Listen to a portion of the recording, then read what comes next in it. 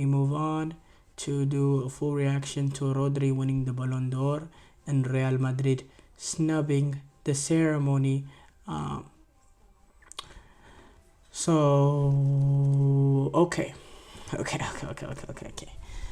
First of all, let's react to Rodri winning the Ballon d'Or. Um, Actually, we can't really react to Rodri winning the Ballon d'Or without talking about what the major snub was. But I do have to say, it was extremely shocking that Rodri won the Ballon d'Or. Now, I'm not saying I'm shocked. I'm saying just in general to the public, what we expected. We thought Vinicius was hands down kind of win the Ballon d'Or. Not we, I didn't think, but like the public thing. It was almost we were just waiting for the ceremony and for Vinicius to do a speech and all that. That's how high, that's how likely we thought it was. During the I believe during he hasn't had a great start to the season, but after that Dortmund game, obviously this season games don't matter to the Ballon d'Or because it was the Ballon d'Or for last season, but it allowed the hype to continue. Yeah, Vinicius, he's continuing to dominate.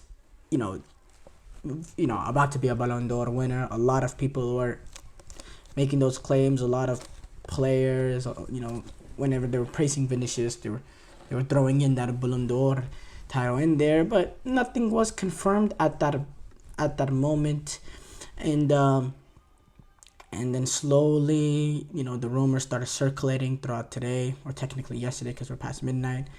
Rodri, Ballon d'Or. Rodri might win the Ballon d'Or. Rodri's gonna win the Ballon d'Or, and then those rumors started turning into almost literally official report, not official reports, but high level intel that Rodri's gonna win the Ballon d'Or, which led to Real Madrid, which we'll discuss a little bit later this segment, not hopping on that private jet to Paris and, not having any representatives as some sort of protest, I guess, to Vinicius not winning it. Rodri, who won the award, said, a very special day for me, my family, and my country. Why did I say that like that? My country. I understand that because I have no social media. People don't know me much. I am just a normal guy. I enjoy the sport. I enjoy my profession, and I try to be a good person. I am a very calm person. We know what Rodri has accomplished. He won the Premier League this past season, which happened to be his fourth straight Premier League title with Manchester City. The four straight things doesn't matter when it comes to the Ballon d'Or. It's just this season. But yes, he won the Premier League title this season. He also won the European Championship with Spain at this past summer's European Championship, and he was also a very integral part to that team. Rodri, what he does cannot be shown by statistics, because he happens to play not really that sexy of a position, that center defensive midfield role, that holding midfielder role. A lot of the main duties and the main skill and ability of that position can't be translated onto the stat sheet. Now there are some stats that you can use, like tackle rate, interception rate, and the breakup rate and all that, in which Rodri in a lot of those statistics is very, very high. Don't get me wrong, but mostly you can't really show his level with his statistics. But what you can see is you can watch the game and you can realize how he's vital, not just to Man City but Spain, and get everything going.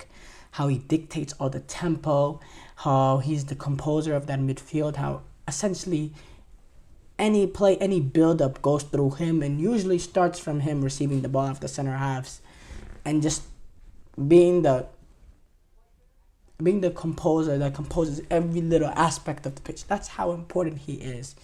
He's also a holding midfielder that has that defensive ability in which he can drop in between the center backs and be that third center half and help them defend. He could cover holes for fullbacks that push up the field. He has that ability to do all those defensive roles. And then, he's able to do what a holding midfielder does and control everything from midfield. On top of that, too, and, he doesn't have ridiculous numbers, but as a holding midfielder, he has that ability to score a goal. He has that ability of making those late run, not late run, but sitting on the edge of the box to get that goal. We've seen him do it countless times. In fact, he won Man City the Champions League doing that, winning goal in the Champions League final against Inter Milan last season. In the Premier League, he had 8 goals this past season. 8 goals, 9 assists, 17 goal contributions. For a holding midfielder, that's pretty good. That's really good for a holding midfielder. They don't happen to be really the main assist makers or goal scorers on their team. To get 17 in one league campaign, that's really, really impressive, I do have to say, for a holding midfielder. That's not even his primarily duty or anything. So Rodri, we know what he is. He's a great player. We see the statistics. Manchester City last season, in the league campaign. If you look at how their record and their efficiency when Rodri is playing compared to Rodri not playing, it tells a clear story from last season. Obviously, they're doing pretty well so far to start this season without him, but this season has nothing to do with it. If you look last season, he was highly important. We go to what he's done for Spain as well in international competition. This was his first opportunity to be that main holding midfielder, that 6 role, to have, to play that position for Spain at the major international tournament. After now succeeding Sergio Busquets in the past few, even though Rodri has been at the level to start, he hasn't got the opportunity because Sergio Busquets has still been around, and he's happened to play unnatural positions trying to fit in there, playing next to Sergio Busquets, or playing as a center half, playing positions that he can't do what he does best. But now in his first international tournament, when he got that opportunity, look how Spain did, and everything went through him. Look at the importance he had. He was such an important player for Spain, and people undervalue that. And I go back to this moment. Spain go down 1-0 to Georgia in the round of 16. There's been Spanish teams in the past few international tournaments now. In those sort of moments, they might they tend to crumble. This is a Spain national team that's gotten eliminated by Russia at the 2018 World Cup round of 16. They got eliminated by Morocco, which did go to the semifinal, but they got eliminated by Morocco in the round of 16 at the 2022 World Cup. This is a Spanish national team that could have faltered in that moment.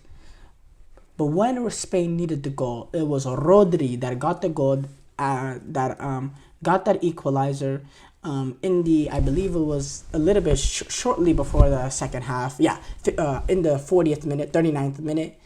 And then it allowed Spain to, just trounce Georgia in that second half and move on. Importance.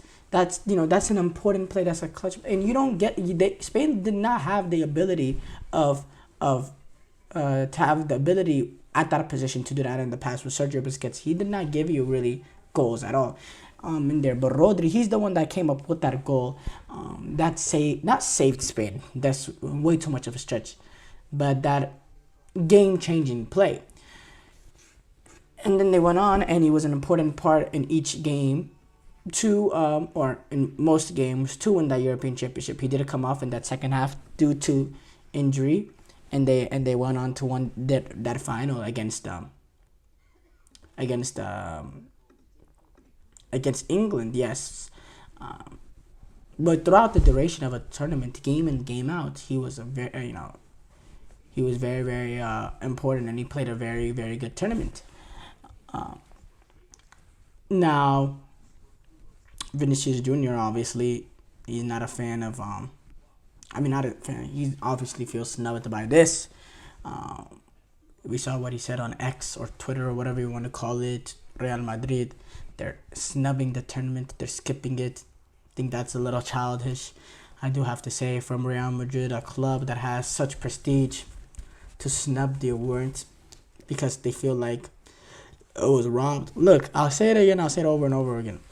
Vinicius Jr. really good season for Real Madrid. Dominant season, important part of and he has the statistics. They won the Champions League, they won the La Liga.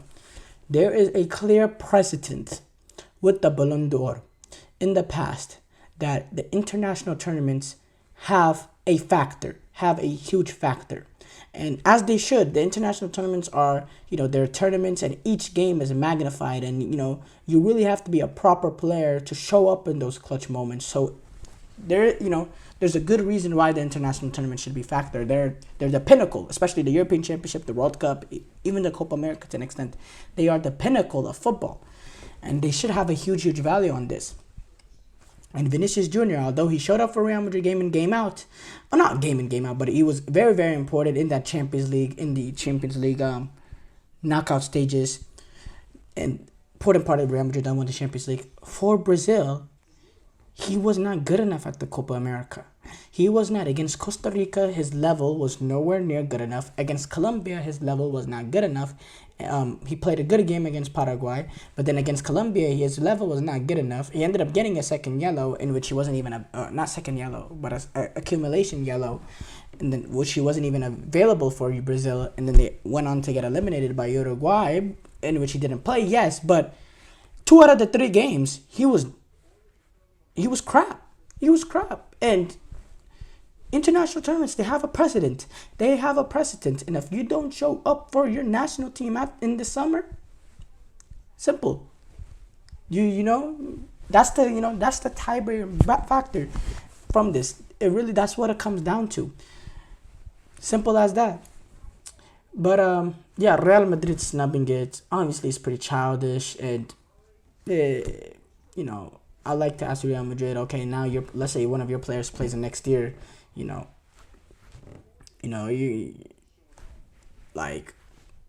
hope teams snub them, because it's just disrespectful. It's not how a proper club should be ran. But I'm not surprised. This is a Real Madrid that announced the signing of a Spanish national team manager, a few days before, or a day before the World Cup started, and it ended up leading to him getting fired. Talking about the Lopetegui situation in 2018, they're always classless. Real Madrid, they're a historical club under the club, but Florentino Perez, the Super League, founder and owner and all that, just speaks to, I bet you that came from the top. I have to say, I bet you that came from the top. And yeah, you could say solidarity with the player and all that, but in which I guess you're being loyal to the player, but is it disrespecting the player if you have representatives that fly out to Paris? Is that disrespecting the player? No, I don't think so. So